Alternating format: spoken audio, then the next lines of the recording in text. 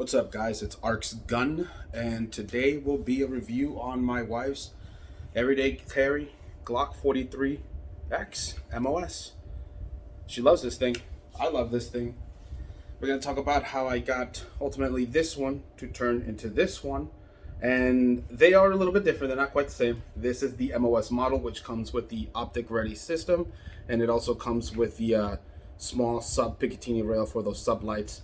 The regular 43x or the regular 43x non-MOS will not have for that, for the light itself, which will this usually fits like the TLR 6s, which is still a very nice light in how it looks, and it is not optic ready, which is fine because it's going to be set up for a nice pair of irons. But yeah, this is the Glock 43x, and the review of hers right over here. Let me just show you guys that they're empty. So, dude, yeah, these are amazing little pistols. As a matter of fact, I would consider you do have to upgrade them out the box, but once they are upgraded, and you will probably spend more money than all the other micros, but once it's up there, this is the best micro, in my personal opinion. And I've seen them all, and I've shot quite a few of them, not all of them. Surprisingly, I haven't shot the MMP one, and that's supposed to be like the next best, if not competitor to it, but I personally think this is still it, just because it's its overall weight, it's lighter. But yeah, this is an amazing pistol. And I guess let's start off with this one, how ultimately we got it there, because it did look like this, just obviously with the slide cut and the thing on there, but ultimately it just looked just like this right here. Just like that. And let's just start from top to bottom. So yeah, on this one I went with the C&H Precision plate. C&H Precision's optic plates. They are a company that appears to want to make good plates for the optics. They're trying to make them thinner but still durable. They try to make them work, man. I think it's a company that's doing a good job. I know there's some plates that go bad out there, but I think they're doing a good job. Mine in particular worked out great. So you can see it is super flush, perfectly fit. It works well. They sent mine out with silver screws. I wish they'd do black screws, but they do the job and they work perfectly fine. I did install the Holosun 407K, which is the small ones. Yeah, the KX2. Obviously, you want to go with the X2s because the X2s got like that glass improvement on them. For the irons, I went with the night vision iron sights, and these are the ones that are that I discussed in another video where they stack from top to bottom. So you can see what they mistake. Oh, there we go. See what I mean? The dot. There's one at the top, there's one at the bottom. So for at nighttime, when it actually shows them, you just stack them on top of each other rather than trying to stick it in between two of them, two dots in another. It just kind of stacks on top, and just how to hold them straight. And surprisingly, man, at night it's like really easy to spot like that. It's pretty cool. I'm honestly starting to think that this is just a better way for us in regards to how night sights should be set up. But I like it very much. It works really well.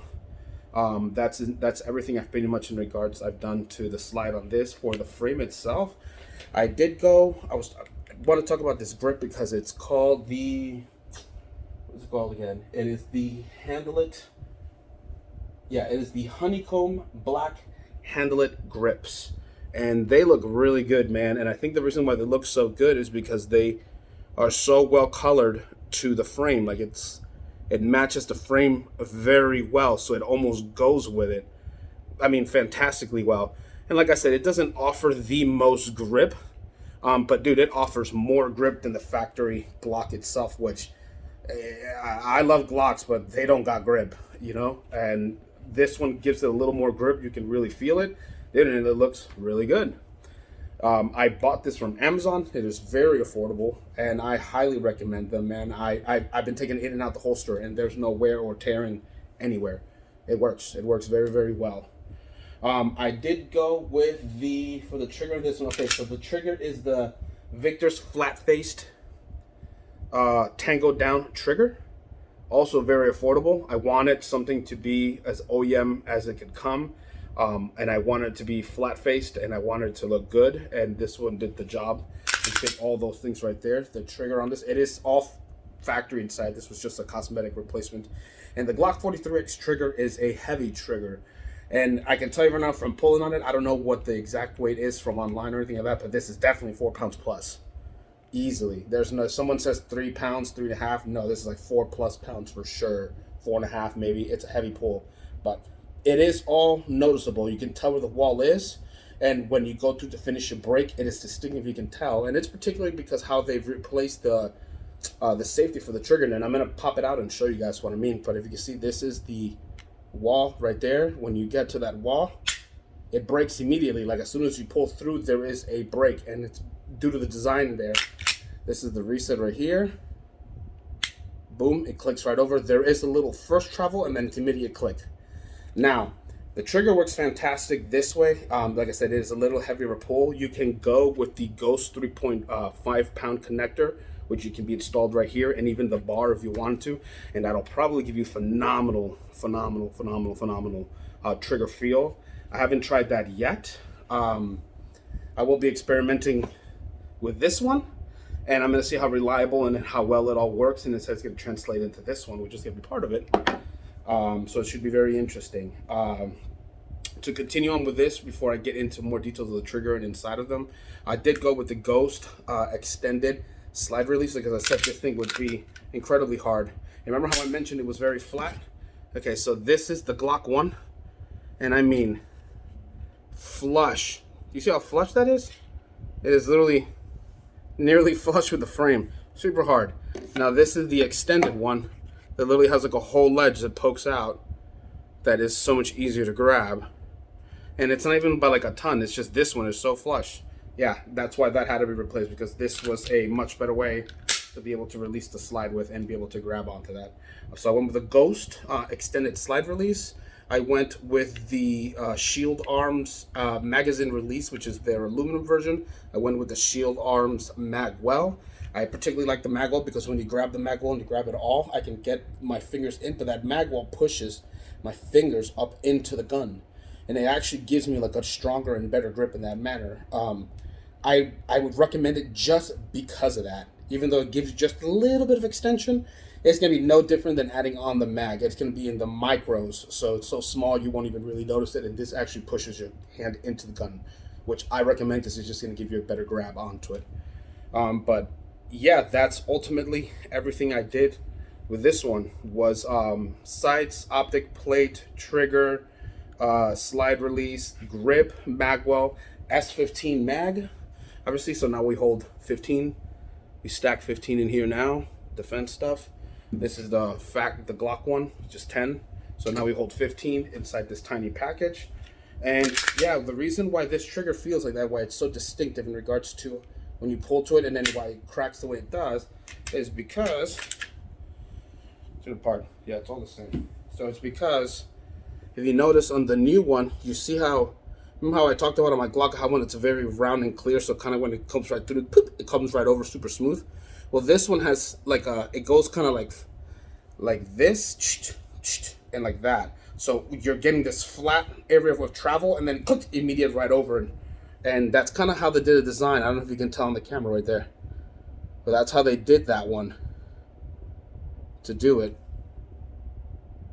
And yeah, I mean, it works great. Like I said, it gives it it's a very heavy pull. And I think that part of those, if you upgrade that to another one, that's going to be a part of it, but I'm not going to do that to this one. But it gives it, like I said, I think that's part of the reason why it gives it a heavier pull and why it gives it such a tactile pull, because once it gets to that over ledge, it just immediately drops and goes down. And it just does it. So the other one's a little rounder, so you can imagine when you go into that pull and when it crosses over, how it would feel, it would translate back in the trigger. But yeah, fantastic, man. Another thing that I like about these Glock 43Xs is that they have the new the Generation 4 style recoil springs. And these Generation 4 style recoil springs are really good. This is like the factory polymer one in the center, but you can get the one with the that are steel or tungsten, and the same thing where it's like this double spring system, which ultimately helps in recoil. It's really nice. That was the big major upgrade that was done from the Generation 3s to the Generation 4 Glocks. It went from that small single stack to the dual ones like this, and you can upgrade those to the tungsten one, which I had on the other one. And yeah, and they're just really nice, man. They're really heavy, they're really nice, and they just work better for felt recoil. But yeah, this is the one for the 43X. The factory one, so I can show you that.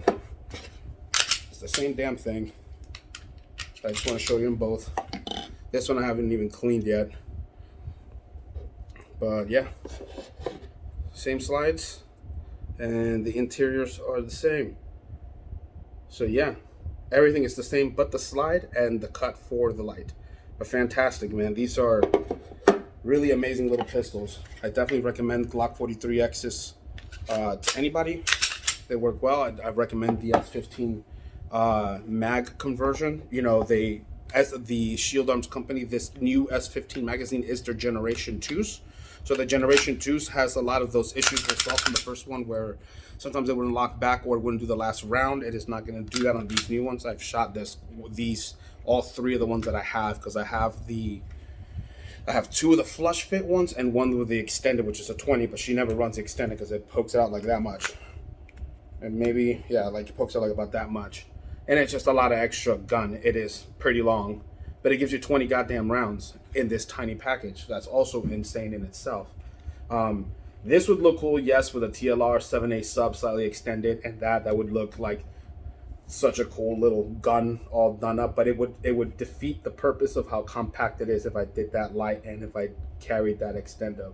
So just running it the way that it sits right here is the most ideal way you can carry this little Glock, but a light is never not a plus. And they have those new Surefires. They're just super expensive and small, and the battery life is not very long.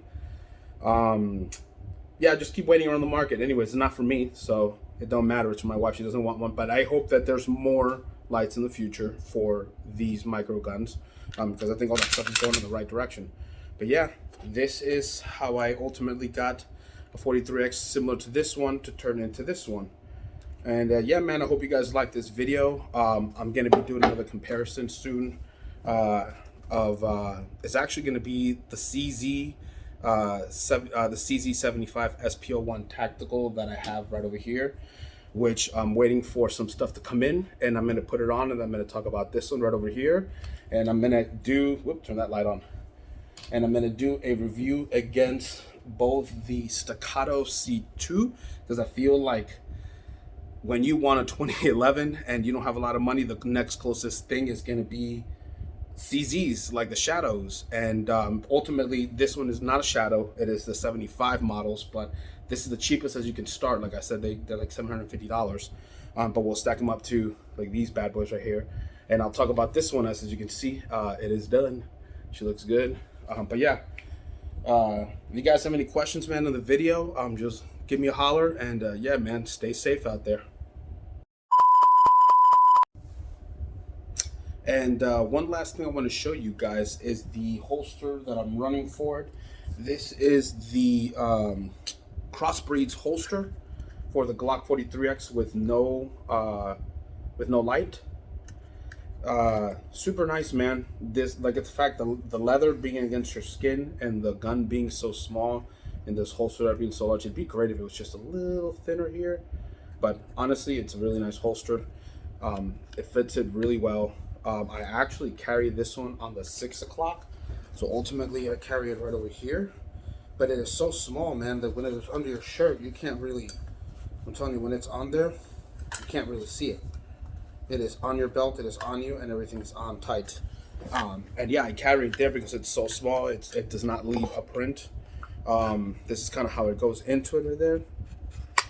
It does have like a bit of a pop, and it's through right here on the trigger housing itself, where it has like a little indent where it kind of clips in, and it holds on there very nicely. Retention is really, really good on it, and it's adjustable, obviously, so you can do as much as you want with it. It doesn't move, and when you need it, just pull it out, boom, you're ready to roll. Yeah, I recommend these Croosbreed holsters. They're super nice. They'll work really well for you, and you can put them on the 3. You can put them on the front if you want, or appendix. Yeah, great holster, man. Anyways, that'll be everything for the Glock 43X. If you guys have any questions, just post them down below. And yeah, man, you guys have a nice